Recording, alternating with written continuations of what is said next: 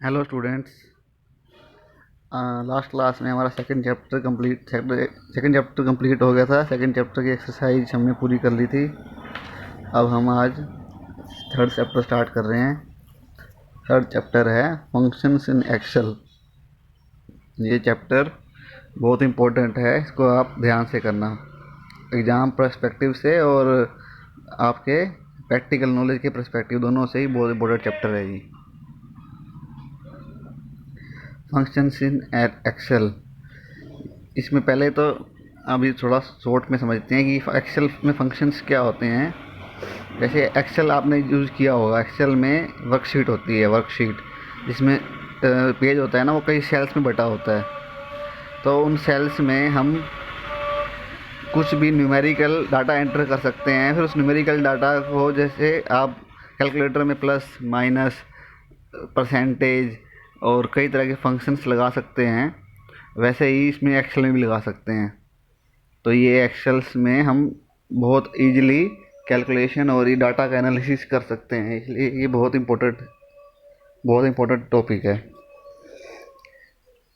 You know the basic functioning of Excel, let us now move forward to learn advanced functioning of Excel. कि हमें basic functioning पता है Excel की, अब हम आगे देखते हैं एडवांस फंक्शनिंग एक्सेल की। Excel is one of the wonderful aids for calculating and analysis data. Excel है ना एक गजब बहुत अच्छा टूल है। एड्स मतलब वंडरफुल एड्स मतलब बहुत ही गजब का मददगार है हमारे लिए, जो डाटा को कैलकुलेट और एनालिसिस करने में काम आता है। आप कितने डाटा हो इसमें वो इजीली कर लो, कैलकुलेटर में तो बहुत टाइम लग जाएगा, इसमें आप बहुत जल्दी कर लोगे। In this chapter, we will learn to use formula and functions in Excel to perform calculations. इस चैप्टर में हम फार्मूला और फंक्शंस देखेंगे एक्सेल में जो कैलकुलेशन के लिए यूज होते हैं। पर इससे पहले हम but before that let us try to understand the concept of ranges which plays a critical role in calculations. पर इससे पहले हम जो फंक्शंस देखें और फार्मूला देखें ना, उससे पहले हमें देखना पड़ेगा कि रेंज क्या होती है। जो एक्सेल के अंदर पेज के अंदर रेंज होती है ना, रेंज को सिलेक्ट करते हैं और रेंज को सिलेक्ट करके ही हम कोई फंक्शन या फार्मूला लगाएंगे। तो रेंज क्या होती है ये देखते हैं हम सबसे पहले। Cell range is a group of continuous cells. Cell range मतलब ये ग्रुप ऑफ कंटिन्यूस सेल, मतलब जो आपस में टच होती हुई सेल्स हैं। कंटिन्यूस का होता है आपस में टच होती हुई सेल्स हैं, उनके ग्रुप को सेल रेंज बोलते हैं। Selected along with the active cell. जो एक्टिव सेल है, एक्टिव सेल मतलब जो आपकी सबसे टॉप पे एक्टिव सेल है, उसके साथ जो सिलेक्ट की जाती हैं वो सेल रेंज है।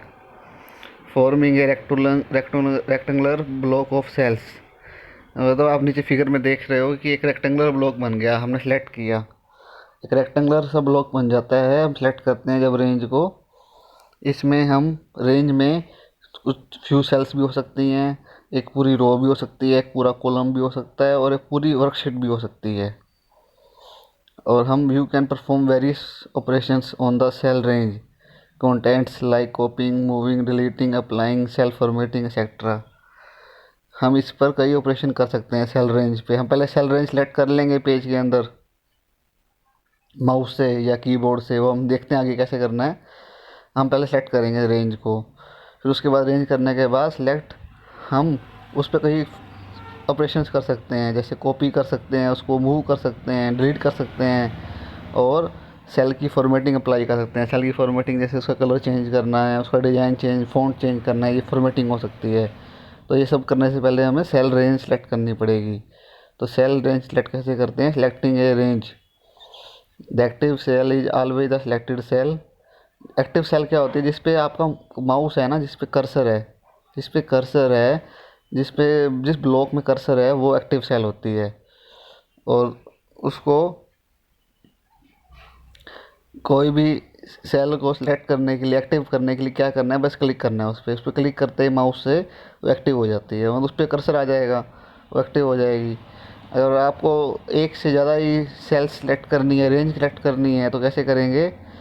तो select a range of cells using mouse. तो उसको सबसे पहले तो माउस से सेलेक्ट करनी है रेंज को। तो अपना जो माउस का पॉइंटर है उसको जहाँ फर्स्ट सेल है ना आपकी, जो आपने रेंज सेलेक्ट करनी है, फर्स्ट सेल पे माउस को ले जाओ। फिर उसको माउस को ड्रैग करो, लेफ़्ट माउस बटन दबाते हुए, लेफ़्ट माउस बटन को क्लिक करते हुए ड्रैग करो सेल उसको, माउस को। और तब तक ड्रैग करते रहो, ड्रैग मतलब उसको नीचे लाते रहो, मतलब उसको मूव करते रहो माउस को बटन क्लिक करते हुए, जब तक आपकी सारी सेल्स जितनी आपको सेलेक्ट करनी है सेलेक्ट ना हो जाएं। तो ये एक तरीका तो हो गया इसको माउस से सेलेक्ट करने का। अब अगर हमें कीबोर्ड से सेलेक्ट करनी है तो कीबोर्ड से कैसे करेंगे? कीबोर्ड से भी हम सबसे पहले जहाँ पर जो सबसे फर्स्ट सेल है ना, और जो कीबोर्ड में अप डाउन लेफ़्ट राइट की होती हैं अप डाउन लेफ़्ट राइट की होती हैं, तो उन की का यूज करके हम सबसे पहले कर्सर को वहाँ ले जाएंगे, जो पहली सेल है उसको वहाँ ले जाके कर्सर को फिर हम दबाएंगे शिफ्ट की। कीबोर्ड पे शिफ्ट की होती है, वो प्रेस करेंगे। फिर उसके बाद शिफ्ट की प्रेस करते हुए वही एरो के निशान से आपके जो कर्सर है उसको नीचे मूव करेंगे। जब तक मूव नीचे करते रहेंगे जब तक सारी सेल्स जितनी हमको सेलेक्ट करनी है सेलेक्ट नहीं हो जाती। ये तो हो गया हमने जब सेलेक्ट करनी हो एक मल्टीपल कॉलम या मल्टीपल रो सेलेक्ट करने हो कीबोर्ड से या माउस से। अगर हमें एक कंप्लीट कॉलम सेलेक्ट करना है तो क्या करेंगे? सिंपल कॉलम का जो हेडर है ना, जहाँ ABC लिखा हुआ है, या फिगर में देखो जहाँ ABC लिखा हुआ है, जैसे बी कॉलम सेलेक्ट करना है तो बी पे क्लिक कर दो ओनली। वो कॉलम हेडर है, बी कॉलम हेडर है, उस पर कॉलम हेडर पे क्लिक कर दो, पूरा कॉलम सेलेक्ट हो जाएगा। अगर रो सेलेक्ट करनी है पूरी तो ऐसे ही जो रो का हेडर है ना उसको सेलेक्ट करना है। रो का हेडर कौन सा है? जो साइड में 1 2 3 4 लिखा हुआ है, ये रो का हेडर है। आप जैसे इस पे 2 पे क्लिक करोगे तो ये 2 वाली जो रो है ना पूरी टेलीविज़न और 25,000 23,000 ये पूरी सिलेक्ट हो जाएगी।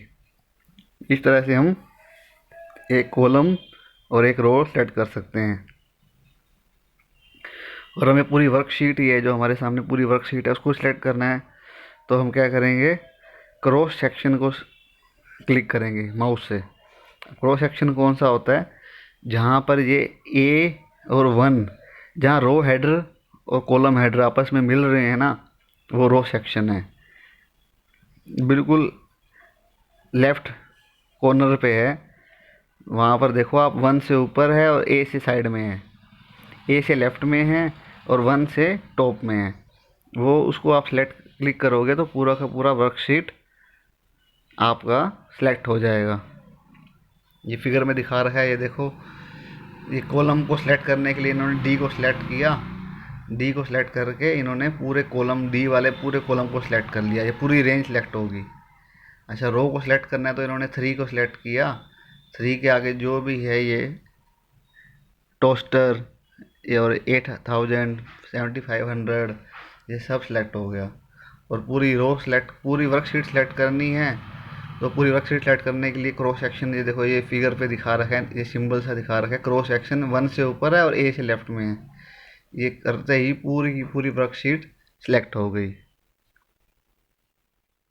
तो इस तरीके से हमने आज क्या सीखा? सेलेक्ट करना। पहले तो हम सेलेक्ट करना सीखेंगे, सभी सेलेक्ट करेंगे कोई चीज़ तभी उसे फंक्शन लगाएंगे और फॉर्मेटिंग करेंगे। तो पहले सेलेक्ट करना सीखा हमने आज की सिलेक्ट कैसे, और फंक्शंस, बहुत फंक्शंस और अच्छे अच्छे फंक्शंस हैं इसके अंदर एक्सेल में। और उससे पहले हमें सेलेक्ट करना सीखना है, तो ऐसे सेलेक्ट करते हैं। अच्छा, अगर हमने सेलेक्ट कर लिया और हमसे मान लो गलती से ज़्यादा सेलेक्ट हो गई, या जो सेलेक्ट नहीं करनी थी वो रो सेलेक्ट हो गई, तो हम उसको क्या करेंगे? डीसेलेक्ट करने के लिए क्या करेंगे? डीसेलेक्ट करने के लिए हम किसी भी ऐसी सेल जो सेलेक्ट नहीं है उस पर क्लिक कर देंगे, बस आपकी सारी डीसेलेक्ट हो जाएंगी। सिंपल क्लिक कर दो ऐसी भी किसी भी सेल पे जो सेलेक्ट नहीं है, उस तो आपकी सारी की सारी जो रो है ना, जो सिलेक्ट हुई है, रो या कॉलम, जितना एरिया, वो डिसलेक्ट हो जाएगा। तो हमने आज सीखा सिलेक्ट करना और डिसलेक्ट करना।